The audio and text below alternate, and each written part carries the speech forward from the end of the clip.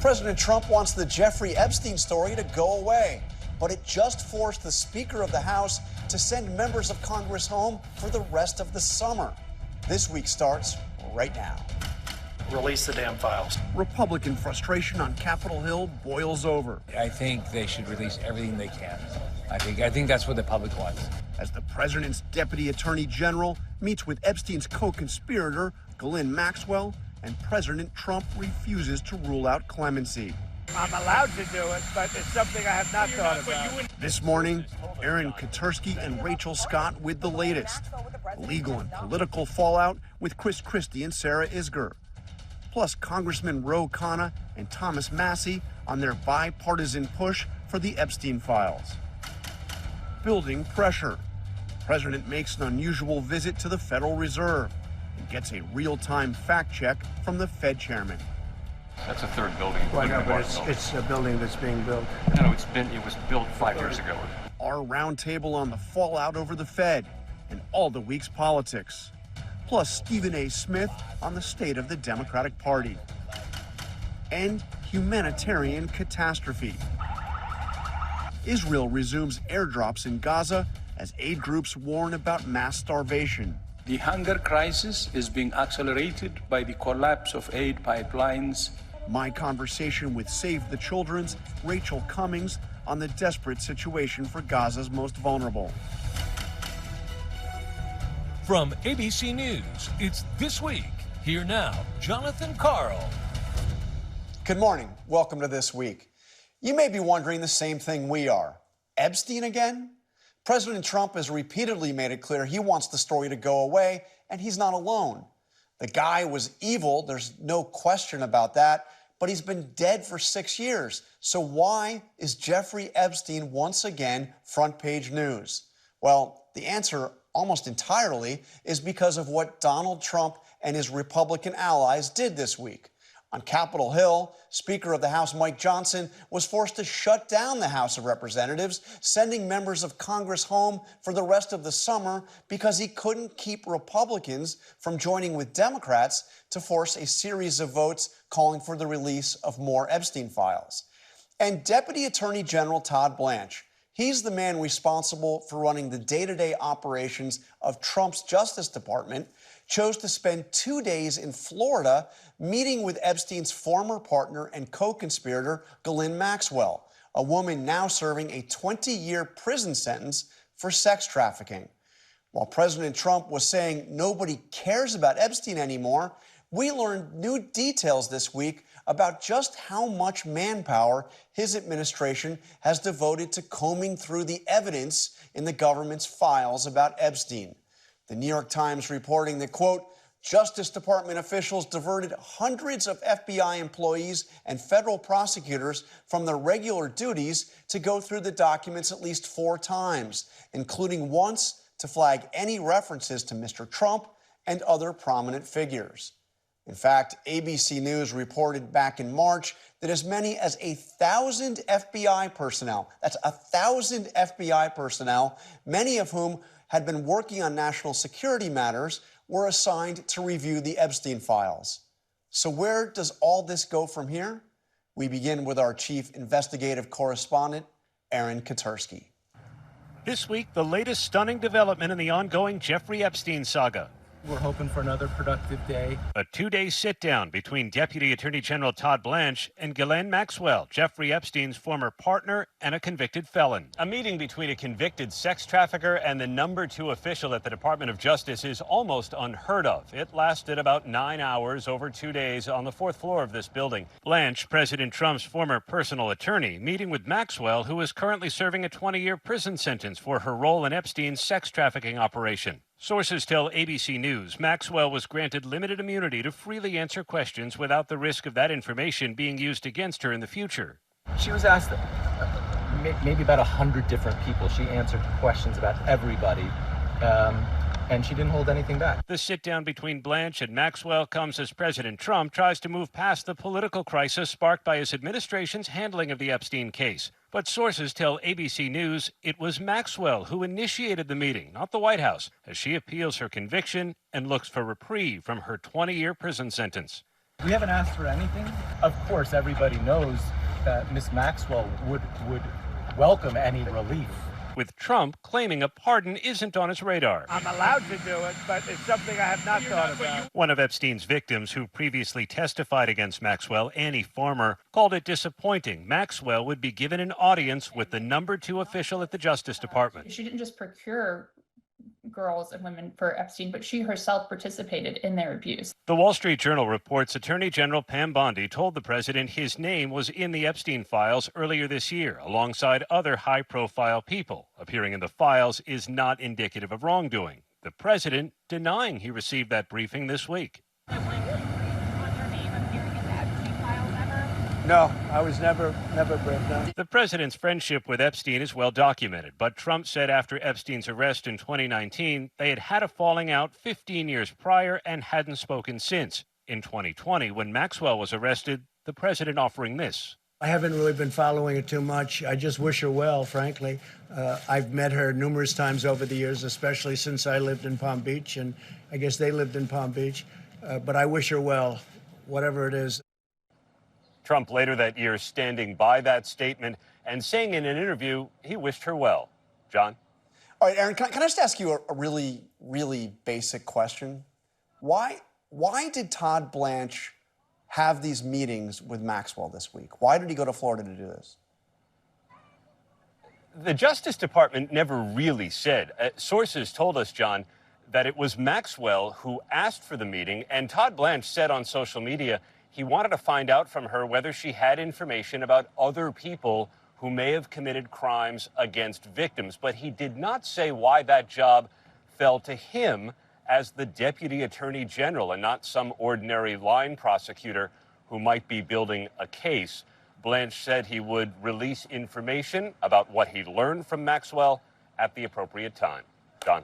All right, Aaron Katersky, thank you very much. Let's bring in former New Jersey governor and former federal prosecutor Chris Christie and SCOTUS blog editor and former Trump Justice Department spokesperson Sarah Isgur. Chris, let me start with you. Do you buy that? So he went to get the Deputy Attorney General of the United States, went to spend 2 days in Tallahassee to talk to a woman in prison because he wanted to see if she had more information? Look, I joined the Justice Department 23 years ago as the U.S. Attorney in New Jersey. I worked under 4 different deputies attorney general, and I've watched a number of others since that time. Yeah. I have never seen this done, ever. The Deputy Attorney General runs the Department of Justice. They don't interview witnesses. And so I wonder, the first question that popped to my mind as Sarah and I were talking about this was, you know, whenever you're a line assistant or anyone who's interviewing a witness, you bring at least 1 agent with you, if not 2. So there are a number of people taking notes, and there are witnesses there. We have heard nothing about whether Todd Blanche brought anyone with him to verify whatever he's going to report back as a third independent source. This is highly unusual. And if they're building a case for what? And against who? She's in jail for 20 years, and her co-conspirator is dead. So what exactly are they doing? It makes it look even worse. I think this is a bad political move for the White House. On top of it, it makes it look like one of the people that is being accused of covering up, Todd Blanche, is now in charge of digging out the truth. So, I mean, my understanding is there were no career prosecutor that joined him. I guess, Sarah, one of the big questions, actually 2 questions, was this recorded? Will there be a transcript of this, and will that be made public? They better hope it was recorded. To not record something like this would be malpractice at this point on both sides. Maxwell's attorney would also need this recorded. And then, of course, this is to Chris's point about why this is sort of political malpractice, if not legal malpractice. Well, then, of course, there's going to be pressure to release the recording. You also have someone that they've interviewed who the Department of Justice had previously charged with perjury. So now they're going to say they do believe what she's offering them or they don't believe. It just puts the Department of Justice in a very difficult and unwinnable situation. One of the strange things that we've seen over the last few days, many strange things, is the idea of many of his supporters suggesting that Maxwell is some kind of a victim. So I want to play one of Epstein's accusers, one of his many accusers, one of his many actual victims, when asked about that. Take a listen. I've never met a more predatory, terrifying human being in my entire life. There's hundreds of us that were preyed upon by Ghislaine Maxwell. She's a very dangerous person. So it's completely unacceptable for anyone to call her a victim. The woman is not a victim. So that's Maria Farmer, one of the victims in this case. Maxwell's attorney is also portraying her as a victim. Did she get railroaded in this? I mean, she's appealing to the Supreme Court. Does she have a case? They have asked the Supreme Court to look at this. They are not claiming that she is innocent in that appeal to the Supreme Court. They have said that the Department of Justice offered a deal to Epstein in Florida that should have included all U.S. attorneys' offices and all co-conspirators in it. A deal that said what? The deal for Epstein said that the United States would not bring charges against 4 victims / co-conspirators, including those 4. They're claiming that she should have been part of that deal as well. The Department of Justice, this Department of Justice, has filed a brief in opposition asking the Supreme Court not to take that in fact, this is very clear. The deal was meant for that U.S. Attorney's Office and that her prosecution could stand. But none of this goes to whether she was railroaded, whether she's a victim, whether she's innocent. None of that is mentioned. So, Chris, the president has not ruled out a pardon or clemency of some kind for Ghislaine Maxwell. Could that really happen? Of course it could. What would it be? Charles Kushner was pardoned and then appointed ambassador to France. Yeah. You're acting as if this couldn't happen. If he wants it to happen, it will happen. Do you see that? Do you think he would do that? I don't know, John, but I will say this. This is what's going to make it a continuing growing political problem for him. Because he looks like he's trying to get out of something. He looks like he's trying to cover things up. And sometimes appearance matters more than reality, as we know in this business, John. And here's his other problem. This is now broken in from shows like this to popular culture. He was on the ESPYs. The ESPYs crushed him. Yeah. Don't forget South Park. Well, that's what I was going to go to next, was South Park. Let me just, before we go, I want to play something I thought was a little unusual. Todd Blanche is actually good friends, it appears, with David Marcus, Maxwell's attorney, and has appeared a couple of times on a podcast he does. I just want to play a little clip from one of those podcasts. Take a listen. People will get a lot out of it that you were willing to come on and talk to me for an hour about the case.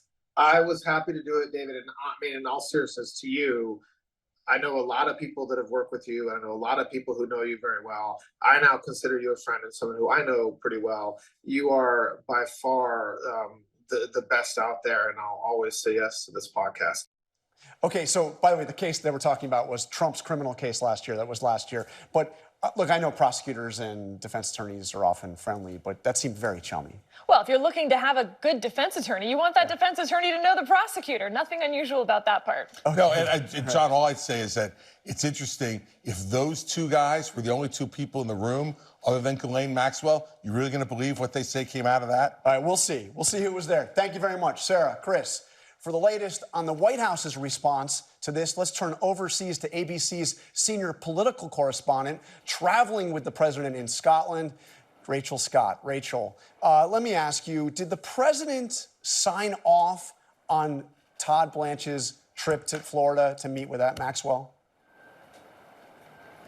Well, John, I'm told the president was not caught off guard by this. In fact, I'm told the president thought it was appropriate for Todd Blanche, up until recently was his personal attorney, to go forward and have this meeting with Ghislaine Maxwell.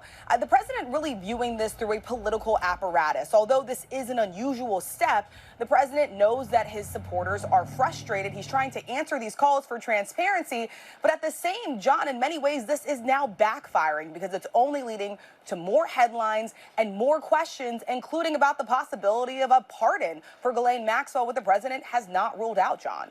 So does the White House think this is going to go away? I'm told that behind the scenes, this has dominated much of the time, many of the conversations, not only with the president, but among his top advisors as well, including top Republicans over on Capitol Hill. They have been looking and searching for a way to move past this. The bottom line, this is still a political crisis that the president is now faced with. They are hoping that House Republicans leaving town helps quiet some of the controversy surrounding this, but this drumbeat continues to grow louder and louder, and even as the administration and the president brings up even more things with Ghislaine Maxwell, again, more questions are arising, John. All right, Rachel, thank you. And I'm joined now by the bipartisan duo pushing the Trump administration to release the Epstein files. Republican Congressman Tom Massie of Kentucky and Democratic Congressman Khanna of California. Congressman Massie, let me start with you. You are co-sponsoring this bill to force the release of these files. Why? What does your bill do exactly, and why now? It would force a full release of the files. It has the force of law. It's not a subpoena. It's not a pretty please, would you release the files? It's the force of law. And it's got protections to redact victims' names and to prevent, release of child pornography. Why are we doing it now? Because it wasn't until now that I realized how insincere the people working on this were. I mean, they've told us all along that we were going to get these files, and then only recently did we find out they're not going to release the files. So, Congressman Khanna, let me ask you a really basic question on this. Why are Democrats suddenly interested in the Epstein case? I mean, did you ask the Biden Justice Department to release these files? It's not a sudden interest. Actually, the former chair, Elijah Cummings, had an investigation starting in 2019, and I have tweeted out supporting that back in 2019. We have been pushing for transparency. During the Biden administration, both in 2021 and 2024, the court ordered release of documents, but Donald Trump raised the stakes, and he did it in a way in the campaign that was justified. He said, look, when I get there, I'm going to release the files. Pam Bondi says there's a client list, and she says, no, it's just the files. She's going to release them. I didn't criticize them at all those first few months. But when they refused to release the files, when they said there's nothing more to see, that's when we said transparency demands the full release of the files. Yeah, and what is going on in the administration on this, Congressman Massie? I mean, they devoted, we talked earlier, about 1,000 FBI, DOJ personnel working on this, all this talk of releasing it, and then suddenly the president's out referring to it as a hoax and saying nobody cares. Well, I don't think it's a hoax at all. It's emblematic of the promise that President Trump brought with him to the White House, how he energized so many people who had checked out of the political system. He was going to be the guy who holds all the rich and powerful and politically connected people accountable, and that's why there's so much disappointment right now. I don't think the president himself is particularly implicated in these files. There have been some theories that that's the case, but I do think he has friends who may be embarrassed by the release of these files, and the release of these files may not implicate them. It may just be embarrassment, but for some reason, he's decided to do a 180 on this. Now, there was this story in the Wall Street Journal about a birthday message that the Journal reports that Trump wrote to Epstein for his 50th birthday, and it's part of a book of messages. Obviously, the president denies that he did this. He's suing the Wall Street Journal over it. But would you support something that Congressman Khanna has been calling for, which is pressing the estate of Jeffrey Epstein, subpoenaing the estate to turn that book over? Well, I think we should get a lot more than just the book. Let's get the financial records of the estate. Follow the money, as they say up here. We should look at the plea bargain, open that up, see what was the deal that was cut. I think there's a lot more than just that letter, but that letter is also sort of representative of something that's embarrassing but not illegal. Another reason why these files may be sealed and stay sealed. But we're going to force a vote on this when we get back from the August recess. Khanna and I are using a procedure in the House called a discharge petition, whereby if we get 218 votes, and we're well on our way to that, 218 signatures, then we can force the vote. So you're just going to need a couple more Republicans to sign that if Democrats go along. Are you going to get that? If every Democrat signs this, I've already got 12 Republican co-sponsors, and I only need 6 to sign it. But will they sign? I mean, will they? Because that's taking control of the House schedule away from the Speaker. I think the pressure is going to build over August recess. I don't think it's going to dissipate like the Speaker hopes that it will. And if merely just half the people who've co-sponsored this legislation follow through and sign it, then it's going to come to the floor for a vote. So Congressman Khanna, we had this rather extraordinary visit to Florida of Todd Blanche to meet with Ghislaine Maxwell. Do you agree with those who say that she should testify, wanting her to testify before Congress? I do. I have skepticism, given she was indicted of perjury, given she has a motive for getting a pardon. I didn't love that Todd Blanche was meeting with her allegedly one-on-one, but I'm for all the evidence coming out. It's important, though, that this is not something that is anti-President Trump.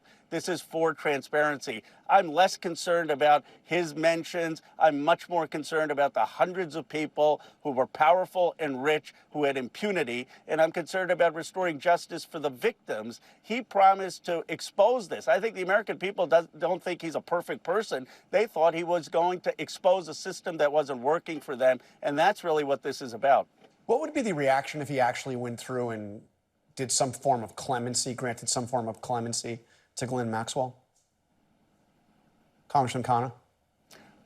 Well, I think people would say, why is he doing that? And can we really believe Maxwell's testimony? I mean, I don't love the broad pardon power in the first place. I think it has been abused. I think at this point, though, what the American people desperately need is for all of the evidence and the files to come out so they can decide for themselves. So they're not relying on Maxwell, so they're not relying on even congressional committees. Let the American people decide.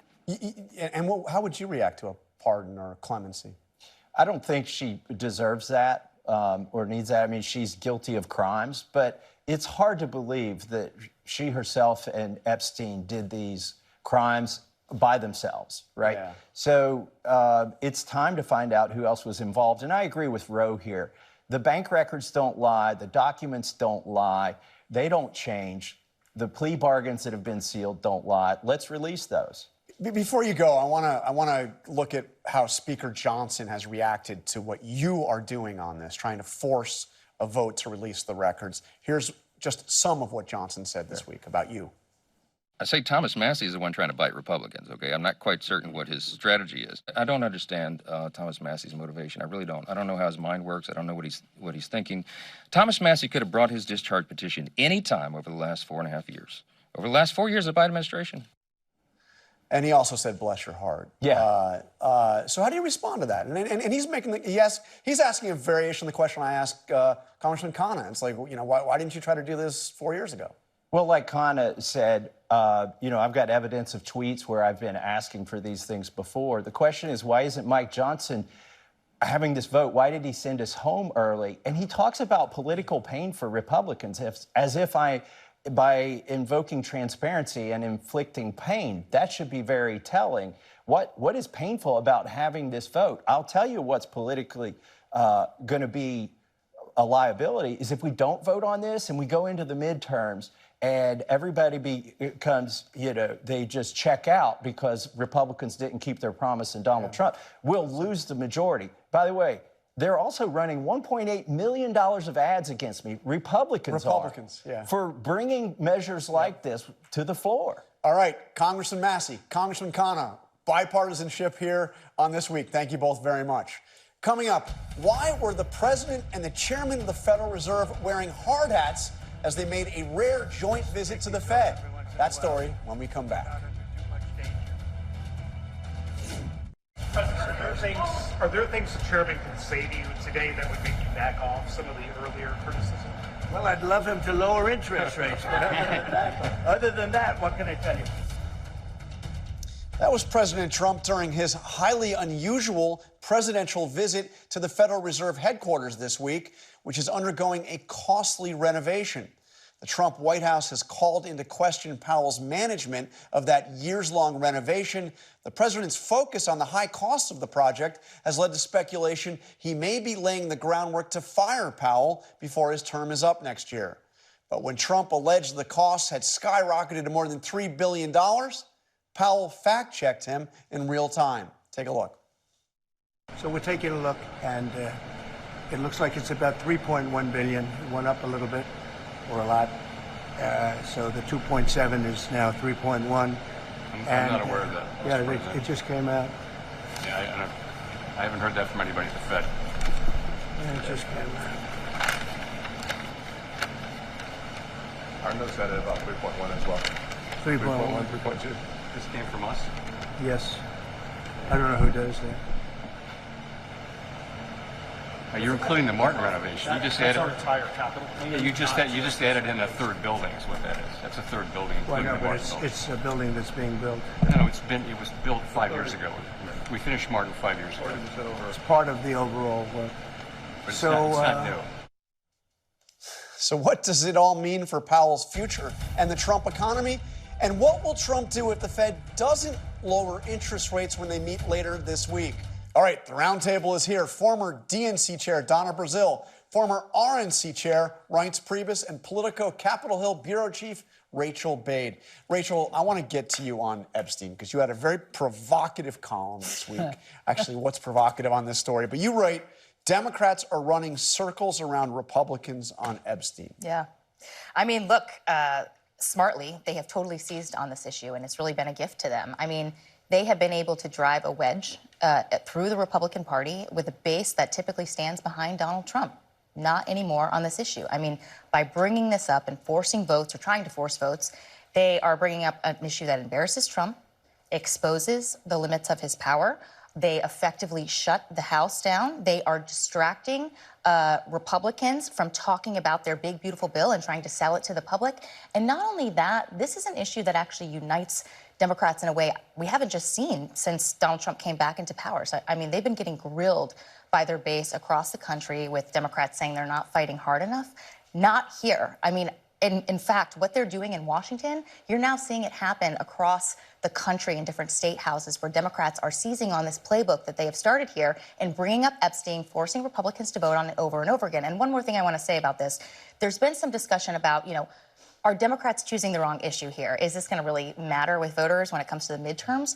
But I would argue that it would be political malpractice for them to turn the page right now and try to talk about anything else, because why not just let the country see the Republican Party sort of melting down on this issue? Well, Donald, how about that question? I mean, do voters actually care about this issue?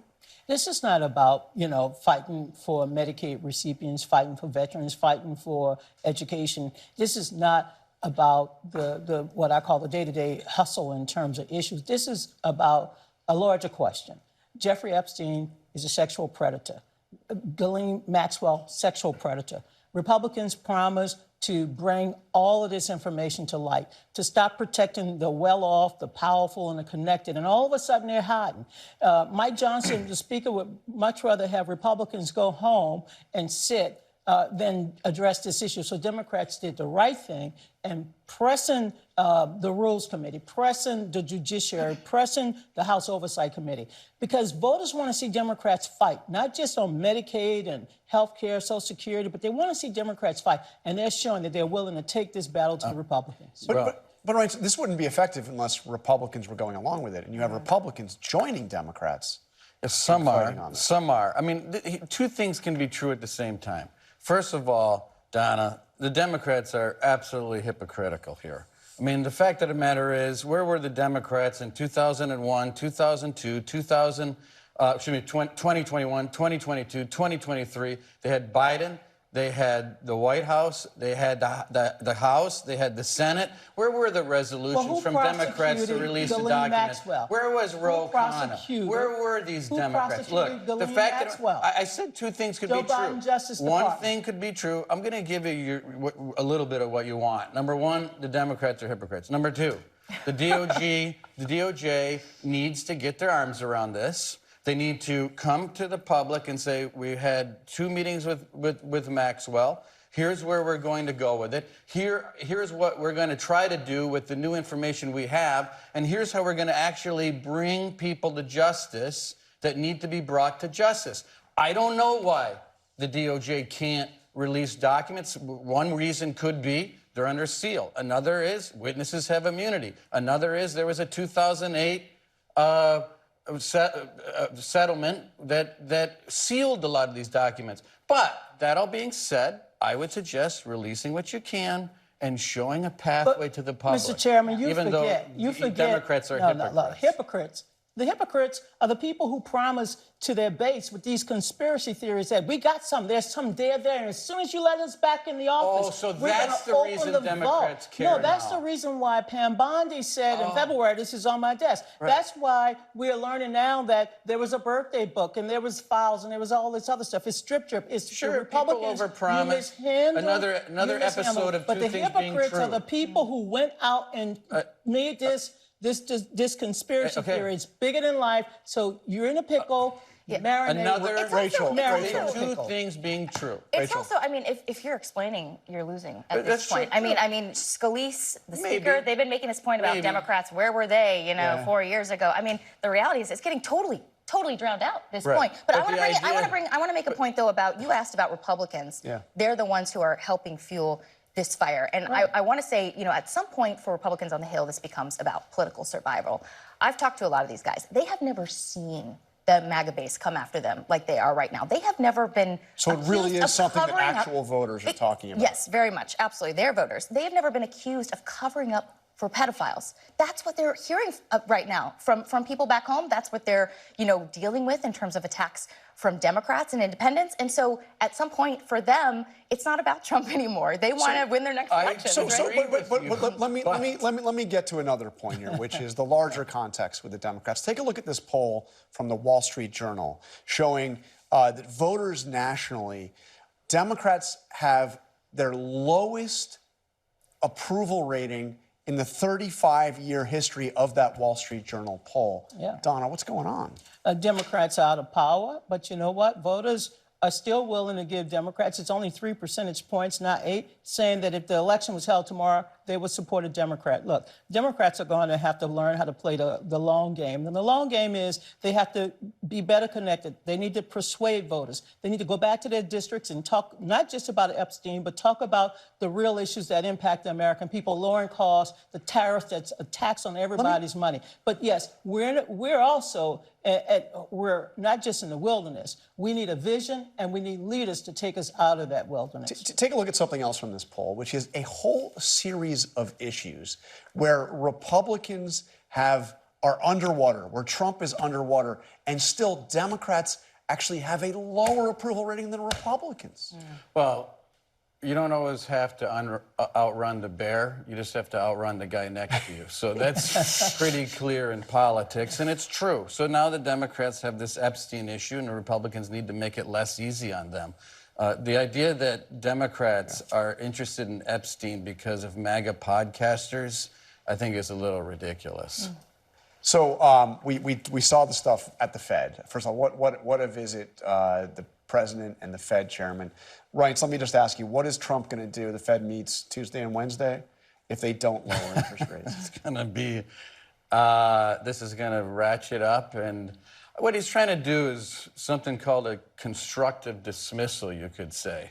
And that means constructive dismissal. Constructive to who? Write that down. You make life so uncomfortable, and then you offer an alternative, and you say, look, do you really want to be here for 8 more months? We've got Kevin Warsh and Kevin Hassett here, who are people So you don't think he's not going to fire him? I think Jerome Powell's life would be a lot easier to cut a deal and say, put Warsh or Hassett here, I'll move on, he'll make a ton of money, as opposed to going through a 9-month fight with Donald Trump. The independence of the Fed is so important to our economy, to the bond market, to the dollar, and to destabilize the Fed at this time I think would be a huge mistake. All right, we've got to take a quick break. Up next, ESPN's Stephen A. Smith on whether the Epstein saga has staying power and his grades for Democrats. You won't want to miss it. I'm joined now by the host of ESPN's First Take, Stephen A. Smith, who has 2 new shows coming to Sirius XM in September, a sports show and a politics show. And there is no shortage of material on the political front. So, Stephen A., thank you for joining us. Great to have you back on This Week. My pleasure. So let's start with what we saw in the White House this week. Tulsi Gabbard, the director of national intelligence, coming out and making some extraordinary claims about Barack Obama, the president of the United States, accusing Obama of treason. Again, no evidence whatsoever for any of this stuff. But what did you think as you were watching that? I thought it was a lot of hyperbole, to be quite honest with you. You know, we can talk about the veracity of the things that she was saying and challenge that to some degree, and I'm quite sure people on the left will do so. But at the end of the day, courtesy of Donald Trump, what are you going to do about it in the end? Other than smear the former president of the United States and Barack Obama and sully his name, what else is going to happen to him? He's not in danger of any lawlessness. He's not going to jail or anything like that. You know, based on the Supreme Court's decision from a few months ago, essentially, if you're the president of the United States, due to Trump and what he was pushing, you essentially get to operate with relative impunity as long as you're making decisions, you know, from a government perspective as the commander in chief. So Barack Obama doesn't really have much to worry about. Once again, I think this is Trump throwing food to his base, because obviously if you rile up MAGA to some degree by highlighting the things that have transpired in years past that basically buffer your points that you were making, you look good with them. And those kind of things that have been being discussed has me looking at the president with a raised eyebrow, because I'm saying to myself, since the bill was the big, beautiful bill, and there's so much good that emanates from the bill, you literally are distracting our attention away from that for issues like this. I find it hard to believe that this is going to amount to anything, to be quite honest with you. There's obviously, you look at, you know, the CIA, the FBI, look at their involvement and look at weaponizing the intelligence agencies. I'm certainly not trying to dismiss that as a concern, because it is a concern and it's something we should all pay attention to. But to call Barack Obama out by name with no evidence that you've put forth, I mean, I would need to see more. But if you're going to incriminate a former president of the United States like that with such, you know, hyperbolic words like treason and what have you, treason, he said. More information before you do that. That's what he said. That's what she said. And to be clear, I mean, I went through all that Tulsi Gabbard did. There was no evidence whatsoever to the allegations they were making. And then, you know, maybe it's because of your point about the immunity decision, but Trump actually suggested last night that Kamala Harris should be prosecuted for allegedly buying the votes, endorsements of celebrities like Beyonce. Again, no evidence to this stuff. But, I mean, this is the back-to-back, almost in the sports a couple of days, you have the President of the United States calling for prosecuting the former president and the former vice president. Well, listen, at some point in time, somebody needs to challenge the president on what he's doing now, because if what you're doing is so great, why would you want to distract our attention? Well, that's not the Donald Trump we know. The Donald Trump that we know lives in the moment of things that he deems to be doing successfully in his eyes. If the big, beautiful bill, you know, preserves the 2017 tax cuts and does so much for the economy and does so much for small businesses and what have you, like he has proclaimed, why would you want to distract our attention with all of this stuff? Maybe you're evading the issue of the Epstein files because your administration overpromised and underproduced. We all know what you were telling MAGA, right, that there was a whole bunch of stuff to be released, and certainly it was forthcoming, and certainly it did not happen. And so when you look at it from that standpoint, you find yourself saying, excuse me, the former president, treason, the former vice president and Democratic nominee for the presidency of the United States, you know, you want her prosecuted. It just seems to be, I wouldn't say much ado about nothing, because I'm not trying to absolve anything from anyone in terms of any kind of actions that they may have engaged in that, dare I say, are illegal. We don't know that. We haven't seen any proof of that. But for Trump to be focused on this is where the big problem comes in. You're looking backwards when America needs to look forward. And that's the problem right now. Let's move forward. Okay, so let me move forward on the Democrats. We were just talking on the roundtable about this new Wall Street Journal poll that shows even on issues where the public does not approve of the president or of Republicans, they actually have a lower approval rating of the Democrats. Yeah. Oh, that's easy to understand. One party has a leader in Donald Trump. You can refute, nobody can refute that. He is the leader of the GOP and the Republican Party. Make no mistake about it. The Democrats don't have a leader. You know, I see, who's your leader? Who is it? Is it AOC? Is it Bernie Sanders? Is it Jasmine Crockett? Who is it? You know, we respect so many people on Capitol Hill. I'm certainly not here to cast aspersions upon individuals, but as a body, the Democratic Party just looks very, very bad right now because they look leaderless. They don't have a definitive voice that anybody can depend on. When we look towards 2028, for example, we see a guy like Governor Wes Moore, who I like a lot and I think is very capable. Josh Shapiro, the governor of Pennsylvania, who I like and I think is very, very capable. But when you talk about a national national voice for the Democratic Party, it is literally non-existent. You have no one right now. I'm in New York City. You've got this guy, Zohran Mamdani, that won the Democratic nominee over former governor Andrew Cuomo. Andrew Cuomo and Mayor Eric Adams are going against one another as an independent, and there's fear about them canceling one another out and paving the way for Mamdani, who's a renowned socialist. That's not what America really is about. Nevertheless, he could end up being the mayor of New York City. Why? Yeah. Because when you don't have any kind of leader whatsoever, you're going to look to grab one any way you can, any chance you get. That's what the situation is with the Democratic Party. They do not have a leader. All right, Stephen A. Smith, thank you for joining us. We'll have you back. Appreciate your time. All right. Up next, our report on the dire hunger crisis in Gaza. I'll speak with Save the Children's humanitarian director on the ground in the Gaza Strip. We'll be back in just a moment. As global outrage grows over the humanitarian crisis in Gaza, this weekend Israel restarted airdrops of food to the Gaza Strip, and it has implemented a partial military pause to allow the float of aid convoys in to feed the desperate population. ABC's chief foreign correspondent Ian Pannell has the latest. The starvation of Gaza, a real-time man-made humanitarian crisis plumbing new depths. Under massive international pressure to alleviate the suffering and allow more aid in, Israel pausing its relentless bombardment for the first time since March.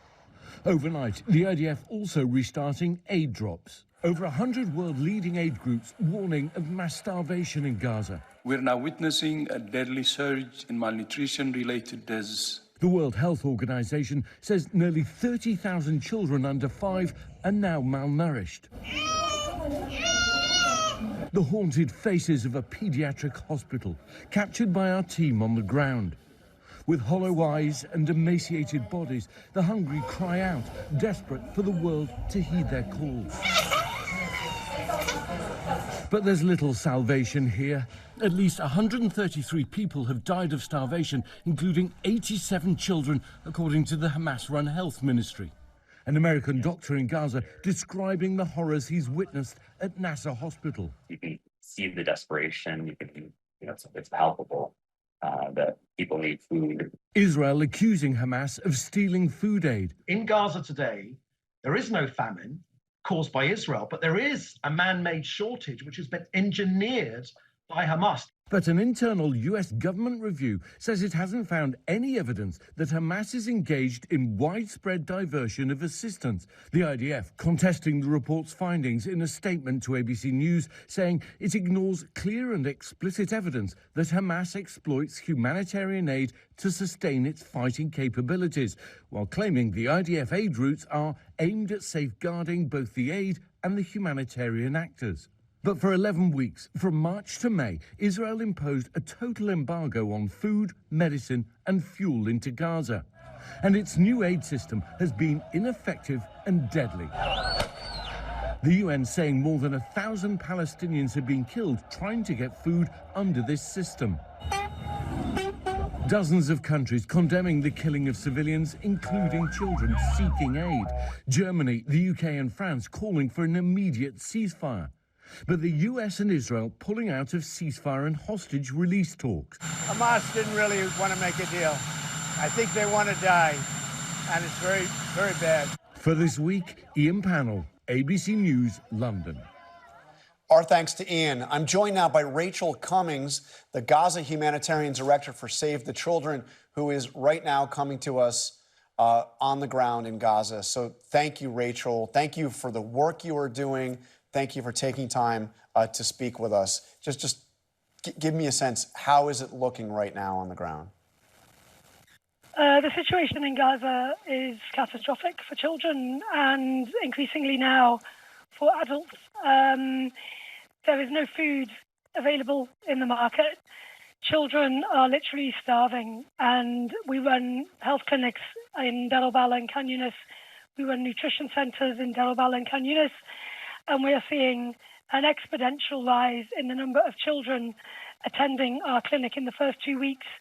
of July. We've seen exactly the same number of children we saw in the whole of June, and we're expecting that trajectory, sadly, to increase. So the number of children who are malnourished, very concerningly, pregnant women, women who are breastfeeding are also malnourished. But this morning, I went to our clinic in Deir el-Balah, about 10 minutes from where I am right now, and it was absolutely packed.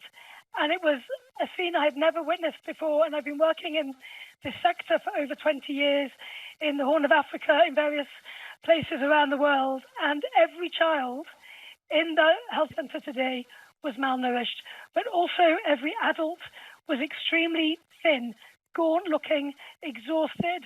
The situation is absolutely terrible here. And you've been there since early last year, so you've seen a desperate situation getting exponentially more desperate. Yeah, and for months I've said, how can it get worse for children? It cannot get any worse for children, but apparently, yes, it can get worse for children. And now we're seeing, all of the coping mechanisms that families have deployed within schools, with mothers eating last, going from 3 meals a day to 2 meals a day to 1 meal a day. Now they're not having a meal a day. And this is very, very concerning, and this is at scale. So overnight, we saw the Israelis do these humanitarian aid drops. I know that you and other aid workers say this is not the effective way to get support in, but you also have this pause in the military operations. Are you seeing any signs that this is going to make a difference? We welcome the humanitarian supplies entering Gaza, of course, and we need to do that in a controlled manner. Airdrops are not in a controlled manner, and one airdrop is equal to around one truck. So we need to bring in humanitarian supplies over land through the recognised routes. We need the UN system be enabled to manage the distributions. We know, as Save the Children, as humanitarian agencies, how to do safe and dignified distribution. So yes, we welcome the fact that now the UN is allowed to bring in humanitarian supplies, including food, including medicines, including nutrition commodities, and including hygiene supplies. All right, Rachael Cummings with Save the Children. Again, thank you for the work you're doing. I can hear your commitment. I can hear the emotion in your voice. Thank you for sharing your observations with us, and we hope this situation turns around and turns around soon. Thank you very much. Thank you. That's all for today. Thank you for sharing part of your Sunday with us, and have a great day.